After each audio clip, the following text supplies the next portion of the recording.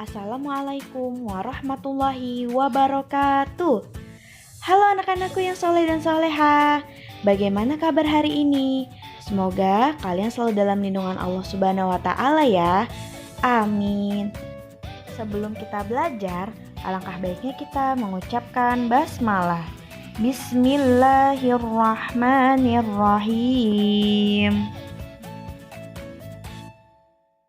Oke, hari ini kita akan belajar subtema 2, pembelajaran 1. Perhatikan ya penjelasan dari Ustazah. Oke, kita lanjut masuk ke subtema 2, yaitu mengenai wujud benda. Nah, benda-benda di sekitar kita mempunyai berbagai wujud. Ada benda padat, benda cair, dan gas. Tas, buku, pensil, dan penghapus merupakan benda padat. Air minum yang kita bawa merupakan benda cair. Nah, benda apakah yang berwujud gas? Oke, perhatikan.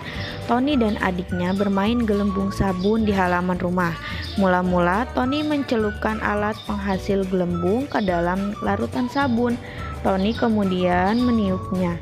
Keluarlah gelembung sabun yang sangat banyak. Adik Tony pun kegirangan. Ia melompat-lompat ingin menangkap gelembung sabun yang bertebarangan. Tahukah kamu benda apa yang mengisi gelembung-gelembung sabun tersebut? Yaitu udara.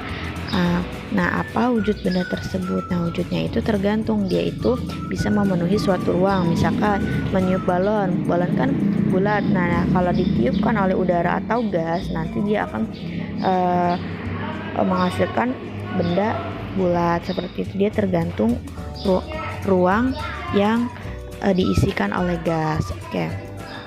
Benda-benda di sekitar kita sangat banyak. Ada berbagai macam benda dan warna.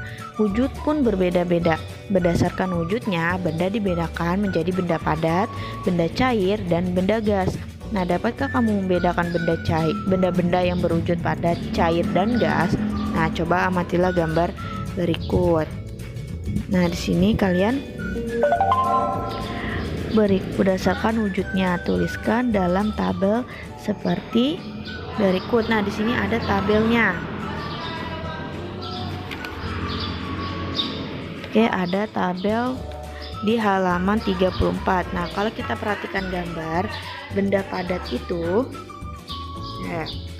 benda padat itu ada apa aja? Yaitu ada batu, lalu ada kayu, dan ada apa lagi ya? Buku yang dipakai itu adalah benda padat. Lalu ada benda cair, yaitu ada air. Terus ada apa lagi? Nah, di sini hanya air aja ya, tapi saya akan kasih tahu. Yang kosong ini ada air, misalkan minyak tanah, cuka, pokoknya yang berbentuk cair. Lalu ada benda gas, yaitu ada oksigen. Lalu ada gas LPG dan balon gas.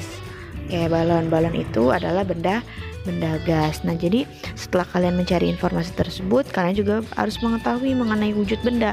Nah, kalau benda padat itu memiliki sifat volume yang tetap. Nah, seperti buku, tas itu memiliki volume yang tetap. Lalu kalau benda cair itu dia bentuknya sesuai wadah wujudnya. Jika misalkan botol minum kan berbentuk tabung, ya bentuknya tabung wujudnya. Kalau misalkan ada di baskom, ya bentuknya ada di baskom. Nah, itu wujud benda cair. Lalu ada benda gas, yaitu benda gas biasanya menempati semua ruang. Misalkan ada di luar, di dalam rumah, di ruang tamu. Nah, itu ada gas. Gas yang kita pakai sekarang ini adalah oksigen. Nah, seperti itu ya. Oke, di sini kita lanjut. Nah, adik Tony melompat-lompat ingin menangkap gelombang sabun. Kedua tangannya diangkat ke arah kiri dan kanan. Kakinya bergerak ke sana dan kemari. Ketika melakukan gerakan, kita memerlukan tenaga. Ingatkah kamu tentang gerakan kuat dan lemah? Dalam tari, gerakan tari yang kuat memerlukan tenaga yang lebih banyak. Nah, sedangkan gerakan tari yang lemah memerlukan tenaga yang lebih sedikit. Gerakan kaki merupakan salah satu unsur dari tari. Pada tema sebelumnya, kita sudah mempelajari gerak kuat dan lemah. Perhatikan contoh berikut ya. Gerakan 1, tangan di pinggang, kaki kanan dan kiri melangkah bergantian arah gerak, langkah maju, mundur atau melingkar. Yang kedua kaki dibuka, kaki berjinjit bergantian dengan cepat. Lalu gerakan yang ketiga, gerakan kaki membuka dan menutup. Gunakan tumit dan ujung kaki. Nah, ini adalah contoh dari gerakan tari. Nah, ini bisa kalian coba di rumah ya. Kayak gerakan manakah yang kamu lakukan dengan kuat? Ayo yang mana? Itu gerakan yang kedua kaki dibuka, kaki berjinjit bergantian. Itu harus dengan kuat. Nah, lalu gerakan manakah yang kamu lakukan dengan lemah? Yang mana? Itu yang langkah maju mundur, itu lemah juga bisa. Oke. Terus gerakan manakah yang dapat dilakukan bervariasi kuat dan lemah? Yaitu yang gerakan ketiga, tumit dengan ujung kaki. Oke, kita lanjut ya.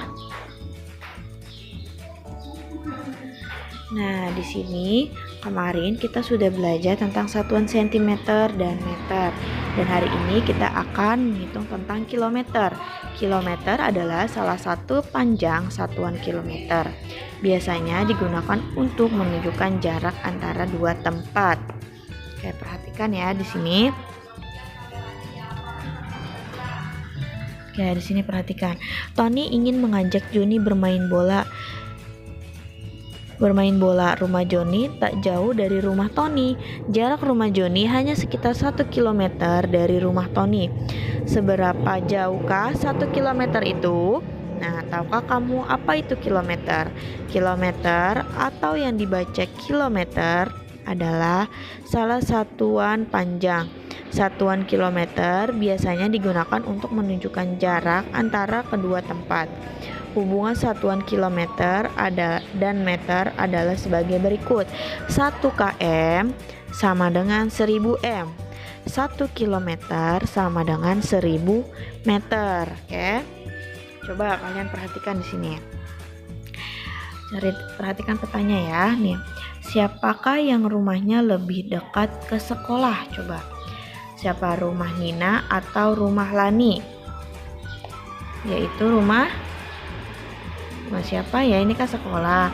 Rumah Nina dan rumah Lani dan rumah Beni. Ayo, yang paling dekat rumah siapa? Yaitu rumah Beni yang paling dekat, karena rumah Beni hanya 3 km 100 meter. Lalu berapakah jarak rumah Lani dan Nina dalam satuan kilometer dan meter? Oke, berapa jarak rumah Lani dan Nina? Nah, ini ada 2200 meter. Berarti kalau misalkan 1 kilometer sama dengan 1000 meter. Nah, ini ada 2000. Yang kita tahu berarti 2 kilometer 200 meter. Jadi isinya yaitu 2 kilometer 200 meter. Ya, sampai di sini mengerti ya. Ini sama-sama seperti yang kita sudah pelajari yang tentang sentimeter dan meter. Kalau ini satuannya adalah kilometer. Oke, sampai sini penjelasan dari Ustazah. Kalau ada yang belum mengerti bisa tanyakan lagi ya ke Ustazah Lina. Oke, untuk itu Ustazah akan memberikan latihan soal halaman 37 dan 38 nomor 1 sampai 4 ya. Jika sudah selesai kalian bisa foto dan kirimkan ke WA Ustazah Lina. Untuk itu sekian dari Ustazah, kurang lebihnya mohon maaf. Oh ya, tak lupa kita mengucapkan hamdalah. Alhamdulillahirabbil alamin. Oke, sekian dari Ustazah.